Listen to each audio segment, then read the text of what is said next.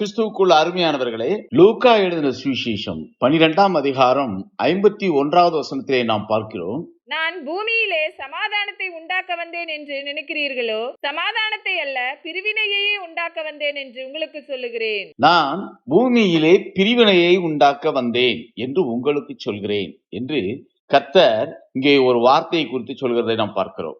இங்கே அவர் பூமியிலே சமாதானத்தை அல்ல பிரிவினையை உண்டாக்க வந்தேன் என்று சாட்சி கொடுக்கிறார். அவர் உயிர்த்தெழுந்த பின் அங்கே தன்னுடைய சீஷர்களுக்கு சாட்சி கொடுக்கக்கூடிய வேளைகளிலே உங்களுக்கு சமாதானம் உண்டாவதாக என்று சாட்சி கொடுத்திருக்கிறார்.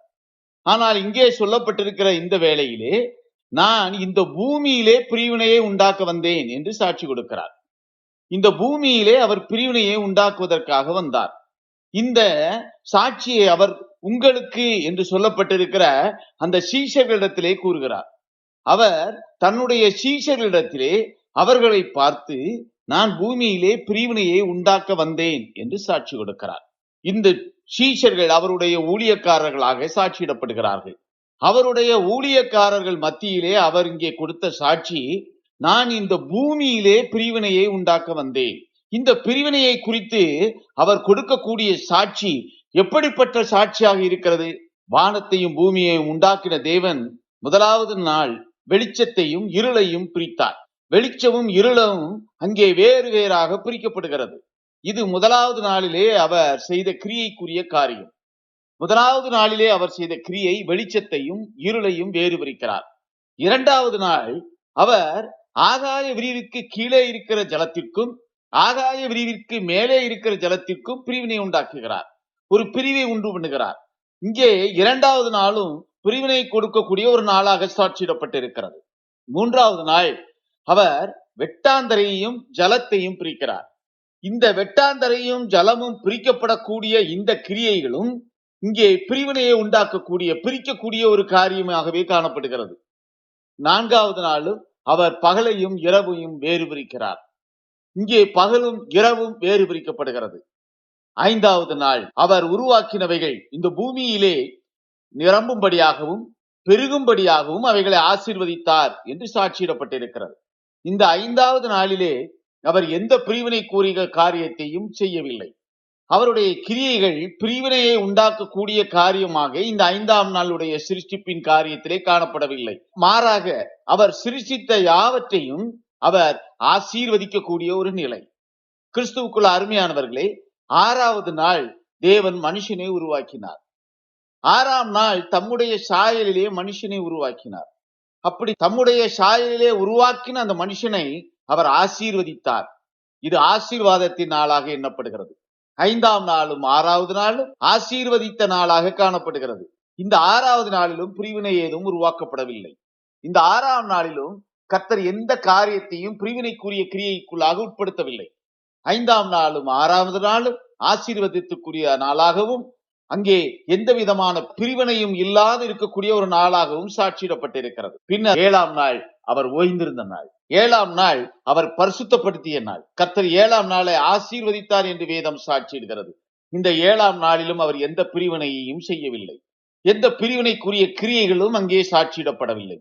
ஏழாம் நாள் அது ஓய்ந்திருந்த நாள், அது பரிசுத்தப்படுத்திய நாள். அந்த நாள் பரிசுத்தப்படுத்தப்பட்டிருக்கிறது. அந்த நாளை கர்த்தர் ஆசீர்வதித்தார் என்று வேதம் சொல்கிறது.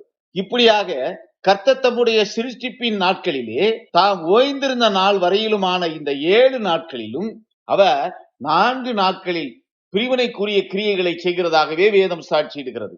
அதன் பின்னர் 5 மற்றும் 6 ஆகிய நாட்கள் அவர் ஆசீர்வதித்த நாளாகவும் 7ஆம் நாள் அவர் பரிசுத்தப்படுத்திய நாளாகவும் சாட்சியிடப்பட்டிருக்கிறது. இந்த 7ஆம் நாளை அவர் ஆசீர்வதித்த பின் அவர் மற்றுமாக வரக்கூடிய ஒரு நாளுக்குள்ளாக பிரவேசித்து ஒரு கிரியையை செய்கிறார். 7ஆம் நாள் நிறைவு பெற்று விட்டது. 7ஆம் நாள் நிறைவு பெற்ற பின் அங்கே 8ஆம் நாளுக்குரிய கிரியை. இந்த 8ஆம் நாளிலே தேவன் தம்முடைய கிரியைக்குரிய அந்த நிலையை மாற்றி தேவனாகிய கர்த்தர் என்ற நாமத்திலே ஆதாமுக்குள்ளாக ஜீவ சுவாசத்தை ஊதினார். ஆதாம் 6ஆம் நாள் சிருஷ்டிக்கப்பட்ட மாமிசமும் இரத்தமும் கொண்டிருக்கக்கூடிய மனிதனாக சாட்சியிடப்படுகிறார். அந்த மனிதனுக்குள்ளாக ஜீவ சுவாசத்தை ஊதினார். மனிதன் ஜீவாத்துமா ஆனான். 8வது நாளிலே அவர் உருவாக்கின மனிதனை 6ஆம் நாளிலே உருவாக்கின மனிதனை விட்டு பிரித்தெடுக்கக்கூடிய ஒரு நிலை. இந்த பிரிவினை மாமிசமும் இரத்தமும் கொண்டிருக்கக்கூடிய மனிதருக்குள்ளாக வேறு விரிக்கக்கூடிய ஒரு நிலை 8ஆம் நாளின் கிரியை என்று சாட்சியிடப்பட்டிருக்கிறது. அவர் 6ஆம் நாளிலே சிருஷ்டித்த மனிதனை 8வது நாளிலே அவர் இரு பிரிவாக பிரிக்கிறார். ஒன்று ஆதாம் என்ற ஜீவ சுவாசத்தை தன்னகத்தை பெற்ற அந்த மனிதன், மற்றபடியாக 6ஆம் நாளிலே சிருஷ்டித்து அவர் ஆசீர்வதித்து பலியை பெருகும்படியாய் சாட்சியிட்ட அந்த மனிதனுடைய கிரியைகள். கிறிஸ்துவுக்குள்ள அருமையானவர்களே, ஆதாம் மற்ற மனிதரிலிருந்து வேறு பிரிக்கப்படுகிறான். அவனுள் இருக்கக்கூடிய ஸ்தலமும் மற்ற மனிதரிலிருந்து வேறு பிரிக்கக்கூடிய ஒரு ஸ்தலமாகவே சாட்சியிடப்பட்டிருக்கிறது. அவன் பூமியின் மண்ணினாலே உருவாக்கப்பட்டு ஏதேன் தோட்டத்துக்குள்ளாக சென்று குடியமர்த்தப்படுகிறான்.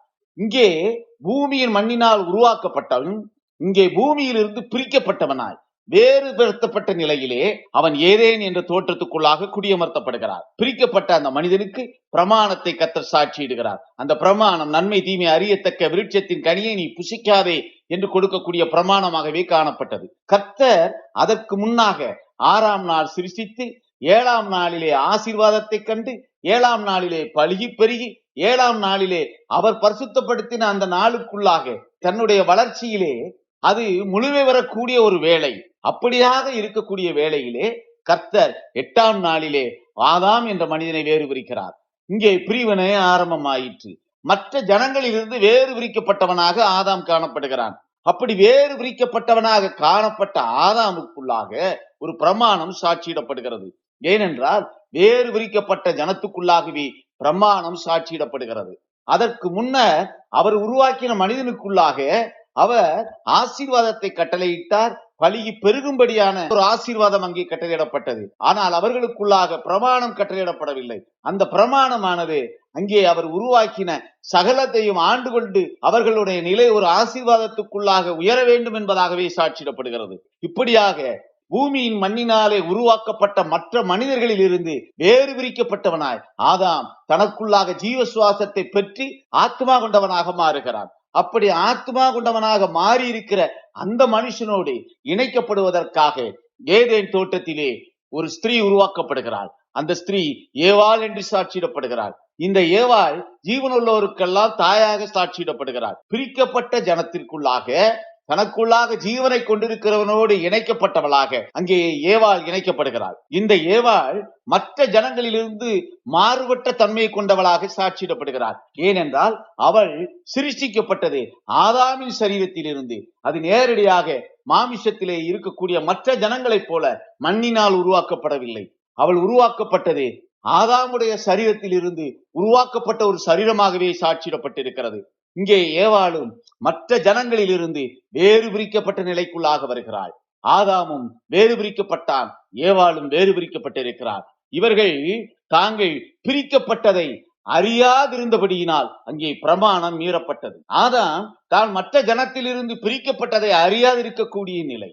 ஏவாளும் தான் மற்ற ஜனத்திலிருந்து பிரிக்கப்பட்டதை அறியாதிருக்கக்கூடிய அந்த நிலை அவர்களை மீறுதலுக்குள்ளாக்கிற்று. அங்கே புசிக்க கூடாது என்று தடை செய்யப்பட்ட அந்த விருட்சத்தின் கனியை அவர்கள் புசித்தார்கள். இந்த மீறுதலால் பின்னர் வேறு பிரிக்கப்பட்டு எடுக்கப்பட்ட அந்த ஜனங்களுக்குள்ளாக ஆதாமும் தள்ளப்பட்டான், ஏவாளும் அவனோடு தள்ளப்பட்டவளாக காணப்படுகிறார். பிரிக்கப்பட்ட விருட்சம் ஜீவ விருட்சம், அது தடை செய்யப்பட்ட விருட்சமாக காணப்படுகிறது.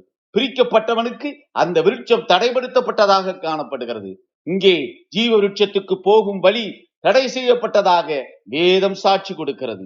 ஆதாமுடைய மீறுதல், அவன் மற்ற ஜனங்களில் இருந்து பிரிக்கப்பட்டு தனியாக ஏதேனுக்குள்ளே அமர்த்தப்பட்ட நிலையில் இருந்து தள்ளப்பட்டவனாக தான் உருவாக்கப்பட்ட அந்த மண்ணுக்குள்ளாக அனுப்பப்படுகிறான். பிரிவினையை அறியாதபடிக்கு தன் நிலையினை அங்கே மாற்றினவன் சர்ப்பம் என்று சாட்சியிடப்பட்டிருக்கிறது. ஆதாம் மற்ற ஜனங்களுக்குள்ளாக இருந்து பிரித்தெடுக்கப்பட்டவன். அப்படி பிரித்தெடுக்கப்பட்டிருக்கிற தன்னுடைய நிலையை அறியாதபடிக்கு அவனுடைய கண்களை குருடாக்கக்கூடிய கிரியைகளை செய்கிறவனாக சர்ப்பம் சாட்சியிடப்படுகிறான். அவன் அங்கே கொடுத்த அந்த உபதேசம் வஞ்சிக்கக்கூடிய உபதேசமாய், ஆதாமினுடைய சரீரம் வஞ்சிக்கப்படக்கூடிய ஒரு உபதேசமாய் அது அங்கே சாட்சி கொடுக்கப்படுகிறது. அந்த உபதேசத்துக்கு கீழ்ப்படிந்தவர்களாக தங்களுடைய நிலையை மறந்தவர்களாக ஆதாமும் ஏவாளும் அங்கே சாட்சியிடப்படுகிறார்கள். அதனுடைய நிலை, அவர்கள் இந்த பூமிக்குள்ளாக சபித்து அனுப்பப்படுகிறார்கள். இந்த பூமி சபிக்கப்பட்ட பூமியாக சாட்சியிடப்படுகிறது. ஆதாமுடைய சந்ததி பிரிக்கப்பட்ட சந்ததி. அந்த சந்ததிக்குள்ளாக மற்றும் ஒரு சந்ததி எழும்ப ஆரம்பிக்கிறது, மற்றும் ஒரு பிரிவினை எழும்ப ஆரம்பிக்கிறது. ஆதாம் எப்படி வேறு பிரிக்கப்பட்டானோ அப்படி வேறு பிரிக்கப்பட்ட அந்த ஜனத்துக்குள்ளாக இரு பிரிவாக பிரிக்கக்கூடிய ஒரு நிலை, ஒரு பிரிவினையை அங்கே கர்த்தர் உண்டாக்குகிறார். ஆதாம் காயின் ஆபேல் என்று 2 குமாரர்களை பெறுகிறான். ஒருவன் நிலத்தை பயிரிடுகிறவனாக மாறுகிறான், ஒருவன் ஆடுகளை மேய்க்கிறவனாக மாறுகிறான். கிரியைகளின்படி அங்கே பிரிவினை உண்டாகுகிறது. அந்த பிரிவினை அங்கே சபிக்கப்பட்டவன் என்றும் நீதிமான் என்றும் சாட்சியிடக்கூடிய கிரியைக்குரிய பிரிவினையாக சாட்சியிடப்பட்டு இருக்கிறது. பிரமாணம் அங்கே வேறு பிரிக்கிறது. பிரிவினையை உண்டாக்கக்கூடிய அந்த பிரமாணமானது அங்கே ஜீவனுக்குரியவனையும் மரணத்துக்குரியவனையும் வேறு பிரிக்கிறது. முன்னர் நாம் பார்த்தோம், முதலாவது மற்ற ஜனங்களிலிருந்து வேறு பிரிக்கக்கூடிய ஒரு நிலை. அப்படி மற்ற ஜனங்களிலிருந்து வேறு பிடிக்கப்பட்டவன் ஜீவனுக்குரியவனாக தனக்குள்ளாக உள்ளான சரீரம் கொண்டவனாக வேறு பிரிக்கப்படுகிறான். அப்படி உள்ளான சரீரம் கொண்டவனாக வேறு பிரிக்கப்பட்டவனுக்குள்ளாக 2 விதமான தன்மையுள்ள ஜனங்கள் அங்கே உருவாக்கப்படுகிறார்கள். ஒன்று சபிக்கப்பட்டவன் என்றும் மற்றொன்று நீதிமான் என்றும் சாட்சியிடப்படக்கூடிய நிலை. நீதிமானாகிய ஆபேல் என்று வேதம் சாட்சியிடுகிறது. ஆபேல் நீதிமானுக்குரிய கிரியைகளை செய்தவன். எனவே அவன் நித்திய ஜீவனுக்குள்ளாக பிரவேசிக்கக்கூடிய அந்த பிரிவுக்குள்ளாக கடந்து வருகிறான். ஆனால் காயின் சபிக்கப்பட்ட காரியத்தை செய்தபடியினால், சபிக்கப்பட்டதற்குரிய கிரியைகளை செய்தபடியினால் அவன் சாபத்துக்குள்ளாகி ஆக்கினைக்குரியவனாக தீர்க்கப்படுகிறான். இந்த பிரிவினைப்படுத்தப்பட்ட ஜனங்களுக்குள்ளாக 2 பிரிவு, ஒருவன் ஜீவனுக்குள்ளவன் என்றும் மற்றொருவன் மரணத்துக்குரியவன் என்றும் இப்படியாக வேறு பிரிக்க ஒரு பிரமாணம் அனுப்பப்படுகிறது. அந்த பிரமாணம் நாமத்துக்கு சாட்சியிடக்கூடிய பிரமாணமாக சாட்சியிடப்படுகிறது. ஒவ்வொரு காலத்திலும் கர்த்தர் தம்முடைய நாமத்துக்குரிய கிரியைகளை செய்யும் பொழுது அந்த கிரியைக்குரிய பிரமாணமும் அங்கே மாற்றி அமைக்கப்படுகிறது.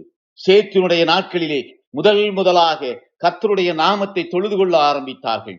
ஆதியாகமம் 4ஆம் அதிகாரம் 26வது வசனத்திலே நாம் பார்க்கிறோம், சேத்துக்கும் ஒரு குமாரன் பிறந்தான், அவனுக்கு ஏனோஸ் என்று பெயரிட்டான். அப்பொழுது மனுஷர் கர்த்தருடைய நாமத்தை தொழுது கொள்ள ஆரம்பித்தார்கள். சேத்துடைய நாட்களில் கர்த்தருடைய நாமத்தை தொழுது கொள்ள ஆரம்பித்தார்கள் என்று வேதம் சாட்சியிடுகிறது. நாமம் கிரியைகளின்படி வேறு பிரிக்கிறது.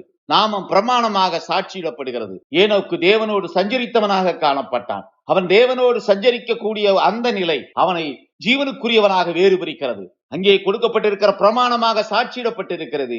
தேவனோடு சஞ்சரிக்க வேண்டும் என்பது பிரமாணமாக சாட்சியிடப்படுகிறது. அப்படியாக தேவனோடு சஞ்சரிக்கிறவனாக காணப்பட்ட ஏனோக்கு அங்கே எடுத்துக்கொள்ளப்பட்டான். நித்திய ஜீவனை சொந்தரித்தவனாக காணப்பட்டான். மற்றபடியாக ஆதாமுடைய சந்ததியிலே வந்தவர்கள் நீதிமான்களாக எண்ணப்படவில்லை. இப்படியான ஆதாமுடைய சந்ததியிலே நோவா வரையிலும் அந்த கிரியைகள் நடந்து கொண்டு வந்தது. நோவா குடும்பத்தாரும் அங்கே வேறு பிரிக்கக்கூடிய நிலை.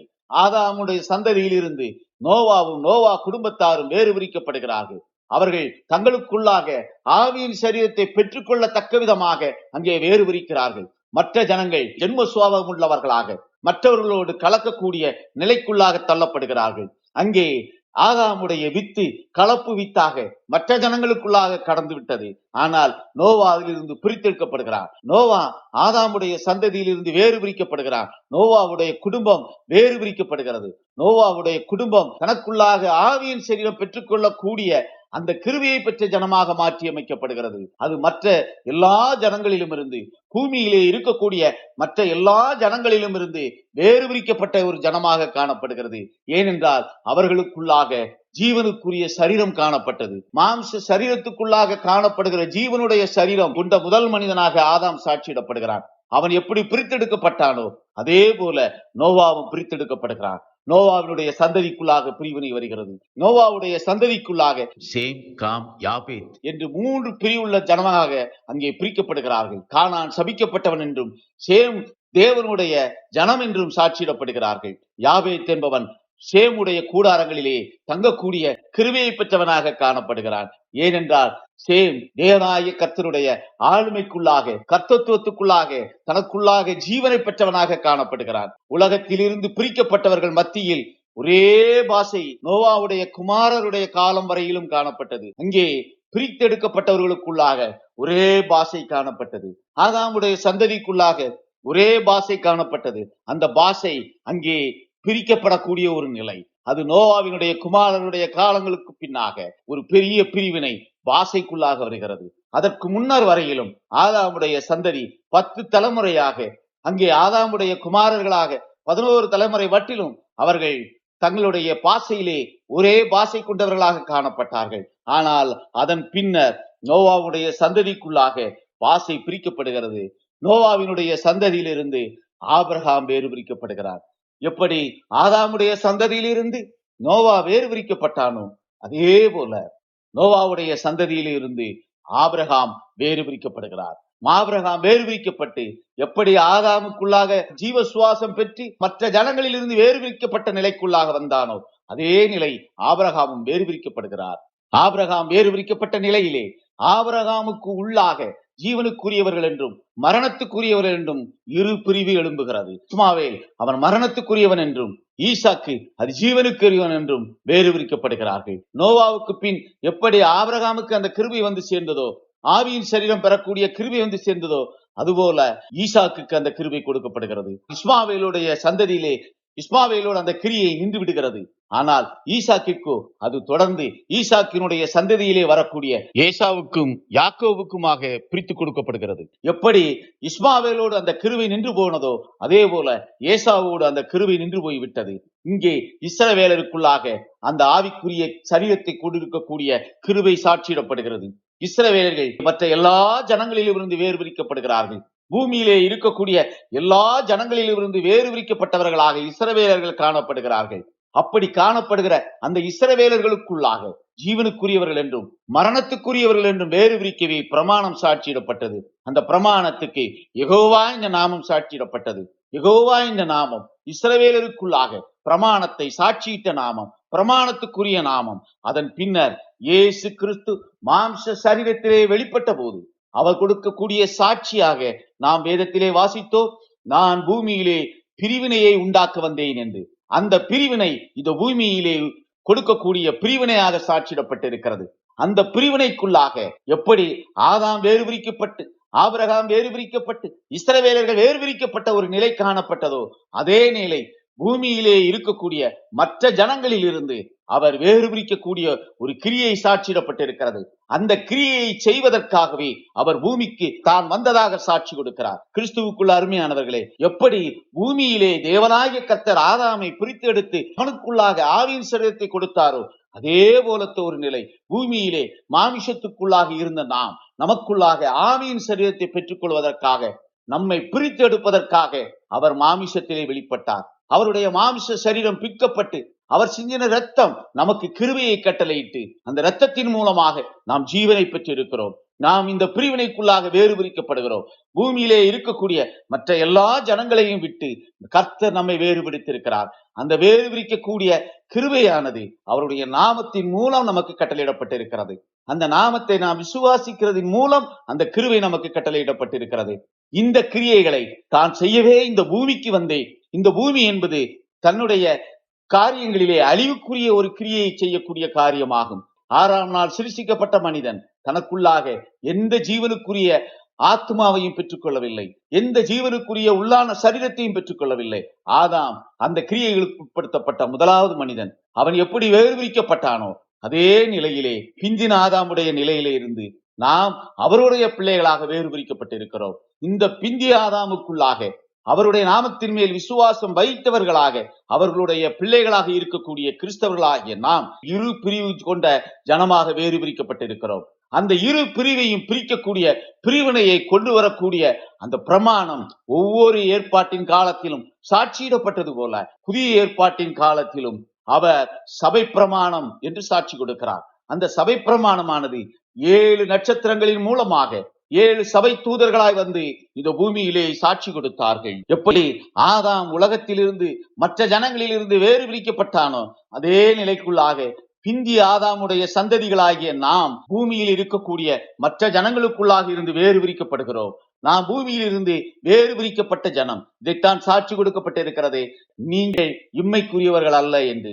நாம் இம்மைக்குரிய சரீர பாத்திரங்களை கொண்டவர்களாக மாத்திரமல்ல, நமக்குள்ளாக ஆவியின் சரீரம் பெற்று மறுமையின் நித்திய ஜீவனை பெற்றுக் கொள்ளக்கூடிய கிருபையின் சரீரம் கொண்டவர்களாக காணப்படுகிறோம். அந்த பிரிவினையை உண்டாக்கவே அவர் தன்னை மாமிசத்திலே வெளிப்படுத்தினார். அவர் பூமியிலே வேறு பிரிக்கக்கூடிய ஒரு நிலை.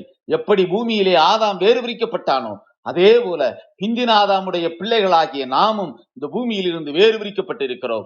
இந்த பிரிவினையை அவர் உண்டாக்கவே இந்த பூச்சக்கரத்துக்கு அனுப்பப்பட்டார். இந்த பிரிவினை அவருடைய மாம்ச சரீரத்தின் மூலம் கிருபையாய் நமக்கு கிடைத்திருக்கிறது. நாம் அவருடைய மாம்ச சரீரத்திலே வைக்கக்கூடிய விசுவாசத்தின் மூலம் நாம் அவருக்குள்ளாக அவருடைய பிள்ளைகளாக ஜனிப்பிக்கப்படுகிறோம். நமக்குள்ளாக ஆவியின் சரீரம் உருவாக்கப்படுகிறது.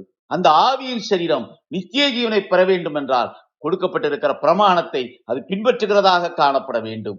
ஆவியின் சரீரம் மரணத்துக்குரியதாக ஆக வேண்டும் என்றால் அது சாபத்துக்குரிய பிரமாணத்தை பற்றியதாக காணப்படும். ஒவ்வொரு ஏற்பாட்டின் காலத்திலும் கர்த்தர் ஒரு பிரமாணத்தை கட்டளையிட்டது போல இந்த கடைசி ஏற்பாட்டிலும் கர்த்தர் ஒரு பிரமாணத்தை கட்டளையிட்டு இருக்கிறார். அந்த பிரமாணமானது பூமியில் இருந்து பிரித்தெடுக்கப்பட்ட ஜனங்களுக்குள்ளாக அவர் அன்றைக்கு பிரிவினையை உண்டாக்கி அந்த பிரிவினைக்குரிய கிரியைகள் நிறைவேறக்கூடிய ஒரு வேளையாக சாட்சியிடப்படும். இங்கே ஆதாமுடைய கிரியை ஆபிரகாமோடு நிறைவு பெற்று ஆபிரகாமுக்கு பின்னர் அது இஸ்ரவேலர்களுக்குள்ளாக வந்து சேர்ந்தது போல இங்கே மறுபடியுமாக இந்த பூச்சக்கரத்திலே அவருடைய நாமத்தில் விசுவாசம் வைத்த கிறிஸ்தவர்களுக்குள்ளாக இருந்து அது பிரிக்கக்கூடிய ஒரு நிலையிலிருந்து அது இஸ்ரவேலருக்குள்ளாக கடந்து செல்லக்கூடிய நிலை, அதுவே பின்பறிப்பிற்காக இஸ்ரவேலருக்கு வைக்கப்பட்டிருக்கிற கிருபை என்று சாட்சியிடப்பட்டிருக்கிறது. இங்கே கிறிஸ்துவுக்குள்ளாக நாம் அவருடைய வார்த்தையை பற்றி கொண்டவர்களாக வேறு பிரிக்கக்கூடிய அந்த பிரமாணம் சபை பிரமாணமாக சாட்சியிடப்பட்டிருக்கிறது. எப்படி ஒவ்வொரு காலத்திலும் கர்த்தர் வேறு விரிக்கும் போது ஜீவனை பெற்ற தன்னுடைய ஜனத்துக்கு மரணத்தை காணாதபடிக்கு நித்திய ஜீவனை பெற்றுக் கொள்ளும்படியாய் ஒரு பிரமாணம் சாட்சியிட்டாரோ அதே போலத்த ஒரு நிலை கடைசி ஏற்பாட்டிலும் கிருபையானது இஸ்ரவேலர்களிடத்திலே சென்றடையும் போது அங்கே அப்படியான ஒரு சூழல் அங்கே உருவாக்கப்படும். பூமியிலே அவர் கொடுத்த பிரிவினை அவருடைய வருகைக்கு பின்னர் முற்றிலுமாக கிறிஸ்தவர்கள் மத்தியில் இருந்து எடுபட்டு அது மீண்டுமாக அவருடைய ஜனமாகிய இஸ்ரவேலரிடத்திலே கொண்டு சேரும். அது ஆபிரகாமோடு அவர் செய்த உடன்படிக்கையின் கடைசி அத்தியாயம். ஆபிரகாமுடைய ஜனத்துக்கு இஸ்ரவேலுடைய ஜனத்துக்கு அவர் கட்டளையிட்டு இருக்கிற கடைசி கிருபை என்று சாட்சியிடப்பட்டிருக்கிறது. அவர் மாமிசத்திலே வெளிப்பட்டு அவர் கொடுத்த அந்த கிருபையை அவர் வார்த்தையாய் தன்னை வெளிப்படும் போது அதை எடுத்துக்கொள்ளக்கூடிய ஒரு நிலை. நாம் அந்த பிரிவினையின் கடைசி காலத்திலே வந்திருக்கிறோம். இங்கே இதற்கு பின்னர் பூமியில் இருந்து பிரிக்கப்பட்ட நமக்குள்ளாக அப்படியான ஒரு கிரியைக்குரிய காரியம் இல்லாதபடிக்கு மீண்டுமாக பூமிக்குரியவர்களாய் நாம் தள்ளப்பட போகிறோம். பூமிக்குரியவர்களாய் தள்ளப்படும் பொழுது ஆதாமோடு சேர்ந்து சிருஷ்டிக்கப்பட்ட அந்த மனிதர்களுடைய நிலை எப்படியாக காணப்பட்டதோ அதே நிலைக்குள்ளாகவே பிரஜாதிகளாகிய நம்முடைய நிலையும் வரும், கிறிஸ்தவர்களாகிய நம்முடைய நிலையும் வரும். ஏனென்றால் அதற்கு பின்னர் வைக்கக்கூடிய விசுவாசம் துரோகமாகவே காணப்படும். அது ஜீவனுக்குரிய கிரியையை கட்டளையிடாது. எப்படியாக ஜனங்களுக்குள்ளாக மாம்ச சரீரத்துக்குள்ளாக ஜீவன் உள்ள என்றும் ஜீவன் இல்லாதவர்கள் என்றும் நித்திய ஜீவனை பெற்றிருக்கிறவர்கள் என்றும் மரணத்துக்குரியவர்கள் என்றும் வேறு பிரிக்கப்படுகிறார்களோ அதே போல அதை குறித்து சாட்சியிடக்கூடிய ஊழியத்தினையும் கர்த்தர் வேறு பிரிக்கிறார். ஊழியமும் இரண்டு பிரிவு கொண்ட ஊழியமாக காணப்பட்டிருக்கிறது. ஒவ்வொரு காலத்திலும் இரண்டு பிரிவு கொண்ட ஊழியமாகவே கர்த்தருடைய ஊழியம் செயல்பட்டு வருகிறது. மோசே கர்த்தருடைய ஊழியன் என்று சாட்சியிடப்படுகிறான். ஆரோன் மோசையோடு இருந்த வரையிலும் கர்த்தருடைய ஊழியனாக காணப்பட்டார். கர்த்தருடைய ஜனமாய் தனக்குள்ளாக ஆவியின் சரீரம் பெற்றிருக்கிற ஜனமாய் மற்ற ஜனங்களில் இருந்து பூமியில் இருந்து வேறு பிரிக்கப்பட்டவர்கள் அவர்களை வழி நடத்துவதற்காக கர்த்தர் தம்முடைய ஊழியர்களை அனுப்புகிறார். மோசே கர்த்தருடைய ஊழியக்காரன் என்று சாட்சியிடப்படுகிறான். மோசேயினுடைய ஊழியம் கர்த்தர் எதை கட்டளையிட்டாரோ அதை கொண்டு வந்து சேர்க்கக்கூடிய ஊழியமாக காணப்பட்டது. ஆனால் ஆரோனுடைய கிரியைகளோ மாறான கிரியையாய் ஜனங்களை திருப்திப்படுத்தக்கூடிய ஒரு நிலைக்குள்ளாக வரக்கூடிய ஒரு நிலை, ஜனங்களை திருப்திப்படுத்தக்கூடிய அந்த நிலை கர்த்தருக்கு எதிரான ஒரு கிரியையாக அவனுக்கு காணப்பட்டது. அதன் மூலமாக வாதை அந்த ஜனங்களுக்குள்ளாக அநேகர் மறிக்கக்கூடிய ஒரு நிலை. இங்கே பிரிவினையை உண்டாக்கக்கூடிய ஒரு கிரியைகளை செய்கிறவன் சர்ப்பம் என்று சாட்சியிடப்படுகிறான். ஒவ்வொரு ஏற்பாட்டிலும் சர்ப்பம் என்றும் சாத்தான் என்றும் பிசாசு என்றும் வலு சர்ப்பம் என்றும் சாட்சியிடப்படுகிறவன் அவன் தன்னுடைய கிரியைகளை கர்த்தர் கட்டளையிட்டிருக்கிற பிரமாணத்துக்கு மாறான கிரியையாய் அவன் அதை செய்யக்கூடிய ஒரு நிலை. அந்த நிலை அந்த ஜனங்களை வேறு பிரிக்கக்கூடிய ஒரு நிலை. இந்த நிலை அவன் அபிஷேகம் பண்ணப்பட்ட நிலைக்கு அவன் செய்யக்கூடிய கிரியையாக சாட்சியிடப்படுகிறது. யூதா 19ஆம் வசனத்திலே நாம் பார்க்கிறோம், இவர்கள் பிரிந்து போகிறவர்களும் ஜென்ம சுவாபத்தாரும் ஆவி இல்லாதவர்களும் ஆமே. ஜென்ம சுவாபத்தினை கொண்டு பிரிந்து போகிறவர்கள் என்று இங்கே சாட்சியிடப்பட்டிருக்கிறது. இந்த ஆவியின் சரீரம் பெற்றிருக்கிறவன் எதான கிரியைக்குள்ளாக பிரிந்து போகிறான். அங்கே அவனுடைய நிலை ஜென்ம சுவாபத்துக்குள்ளாக நடத்தப்படுகிற ஒரு நிலை. இங்கே கர்த்தருடைய ஊழியத்தை செய்கிறவன் தன்னுடைய கிரியைகளிலே கர்த்தத்துவத்துக்குரிய பிரமாணத்தை சாட்சியிடுகிறவனா செயல்படுகிறான். ஆனால் ஜென்ம சுவாவத்தாருடைய நிலையிலே செயல்படுகிறவன் ஆவியின் சரீரத்தை மறந்திருக்கக்கூடிய ஒரு நிலை. அப்படி ஆவியின் சரீரத்தை மறந்திருக்கக்கூடிய நிலையிலே ஜென்ம சுவாவத்துக்குரிய கிரியைகளை கொண்டு ஊழியத்தை செய்கிறவன் கர்த்தருடைய மந்தையின் ஆடுகளை பிரித்தெடுத்து ஆக்கினைக்கு வழிநடத்துகிற மேய்ப்பனாக சாட்சியிடப்படுகிறான். கிறிஸ்துவுக்குள் அருமையானவர்களே, இப்பிரபஞ்சத்தின் மேலான ஆசை வேறு பிரிக்கிறது என்று சாட்சியிடப்படுகிறது. அப்போஸ்தலனாகிய பவுல் தீமோத்தேயுவுக்கு எழுதின 2ஆம் நிருபம் 4ஆம் அதிகாரம் 10வது வசனத்திலே நாம் பார்க்கிறோம். ஏனென்றால் தேமா இப்பிரபஞ்சத்தின் மேல் ஆசை வைத்து என்னை விட்டு பிரிந்து தெசலோனிக்கே பட்டணத்துக்கு போய்விட்டான். கிரேஸ்கே கலாத்தியா நாட்டிற்கும் தீத்து தல்மாத்தியா நாட்டிற்கும் போய்விட்டார்கள். பிரபஞ்சத்தின் மேலான ஆசையினால் பிரிந்து போகக்கூடிய ஒரு நிலை. இப்பிரபஞ்சம் அது தேவத்துவம், அது கர்த்தத்துவத்துக்குள்ளாக இருந்து வேறு பிரிக்கக்கூடிய ஒரு நிலைக்குள்ளாக சாட்சியிடப்படும் பொழுது பிரபஞ்சத்தின் ஆளுமை கொண்டதாக அங்கே வேறு பிரிக்கக்கூடிய ஒரு நிலை. இந்த பிரபஞ்சத்தின் ஆளுமைக்குள்ளாகவே கர்த்தத்துவத்துக்குள்ளாக தன்னுடைய கிரியைகளை செய்வதற்காக நியமிக்கப்பட்டவன் ஆக்கினைக்குரியவனாக மாறுகிறான். அவன் தன்னுடைய கிரியைகளிலே கர்த்தத்துவத்துக்குள்ளாக விழுந்து போகக்கூடிய ஒரு நிலை. அந்த நிலையிலே அவன் ஆக்கினைக்குரியவனாக அந்தகார சங்கிலியிலே கட்டப்பட்டவனாக காணப்படுகிறான். அவனுடைய கிரியைகளே இங்கே இப்பிரபஞ்சத்துக்குரிய கிரியை என்று சாட்சியிடப்படுகிறது. லோகாதிபதி என்று சாட்சியிடப்படுகிறது. இப்பிரபஞ்சத்துக்குரிய கிரியைகளை செய்யக்கூடிய அந்த தேவத்துவ கிரியைகளுக்குரிய அந்த தூதனுடைய பிரமாணத்தை தன்னகத்தை கொண்டு மந்தையின் ஆடுகளை நடத்துகிறவன் அது ஆக்கினைக்குரிய கிரியைக்குரியவனாக நடத்துகிறான். தேவத்துவம் அது முந்தினது, கர்த்தத்துவம் அது பிந்தினது. கர்த்தத்துவத்துக்கென்று தனி பிரமாணம் சாட்சியிடப்பட்டிருக்கிறது. தேவத்துவத்துக்கென்று தேவனாகிய கர்த்தர் பிரமாணம் சாட்சியிடவில்லை. அது இந்த பூச்சக்கரத்திலே ஆளுமைக்குரியவர்களுடைய அதிகாரத்துக்குட்பட்ட பிரமாணமாகவே சாட்சியிடப்பட்டிருக்கிறது. மேலான அதிகாரம் உள்ளவர்களுக்கு நீங்கள் கீழ்ப்படியுங்கள் என்றே அப்போஸ்தலனாகிய பவுலும் சாட்சி கொடுக்கிறார். கர்த்தத்துவத்துக்குள்ளாக தன்னுடைய கிரியைகளிலே விழுந்து போன அந்த தேவதூதன் வஞ்சனைக்குரிய கிரியை செய்தவனாக சாட்சியிடப்படுகிறான். அங்கே சர்ப்பம் தன்னை வஞ்சித்ததாக ஏவாள் சாட்சி கொடுக்கிறார். அப்படியாக வஞ்சனைக்குரிய இப்பிரபஞ்சத்துக்குரிய கிரியைகளை கொண்டு பிரமாணங்களை சாட்சியிடுகிறவன் ஊழியன் தன்னுடைய மந்தையின் ஆடுகளை ஆக்கினைக்கென்று வழிநடத்துகிறவனாக காணப்படுகிறான். கிறிஸ்துவுக்குள் அருமையானவர்களே, அவனுடைய அந்த மீறுதலானது அன்று கர்த்தத்துவத்தை அசட்டை செய்தது போல மீண்டுமாக கர்த்தத்துவத்தை அசட்டை செய்யக்கூடிய ஒரு நிலைக்குள்ளாக அவன் தன்னுடைய ஜனங்களை தன்னகத்தை ஈர்க்கக்கூடிய வேளை இங்கே தன்னுடைய ஜனத்தை மீட்டுக் கொள்வதற்காக கர்த்தர் ஆவியிலே வரப்போகிறார். அந்த வருகை 2ஆம் வருகை என்று சாட்சியிடப்பட்டிருக்கிறது. அவருடைய வருகையிலே இந்த பூமியிலிருந்து தனக்காக பிரித்தெடுக்கப்பட்ட அந்த ஜனங்களுக்குள்ளாக தன்னுடைய பிரமாணத்தை கை கொண்டிருக்கிற ஜனத்தை அவர் எடுத்துச் செல்கிறவராக காணப்படுகிறார். அவர்கள் 1000 வருடம் இந்த பூமியிலே அரசாள்வதற்காக அவரோடு வருவார்கள். அப்படியான ஒரு கிருபையை நாமும் பெற்றுக்கொள்ள அந்த பிரிவினைக்குள்ளாக அந்த பிரிவினைக்குள்ளானவர்களாக நாம் செயல்பட நாம் நம்முடைய கிரியைகளை நடத்துவிக்க தேவ சமூகத்திலே நம்மை ஒப்புக் கொடுப்போம். கர்த்தர் பெரிய காரியங்களை செய்வார். ஆமேன், ஆமேன், ஆமேன்.